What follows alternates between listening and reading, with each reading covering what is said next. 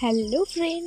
তো এটা হচ্ছে আমার জন্মদিনের দিনের ওই 12টার দিকে, রাত 12টায় যেটা বোন ভিডিও করেছিল। তো ওটার ভিডিও ও যে করছিল আমি ঠিক বুঝতে পারিনি, তারপরে আমাকে বললো যে আমি ভিডিও করছি।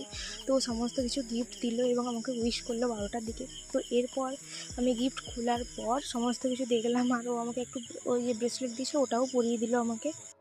এরপর আমরা সবাই মিলে ঘুমিয়ে গেলাম, কারণ অনেকটাই রাত হয়ে গেছিলো। 12টার দিকে ডেকেছিল এবং তার 1 ঘন্টায় আমাদের গিফট খোলার পর্ব চলছিল।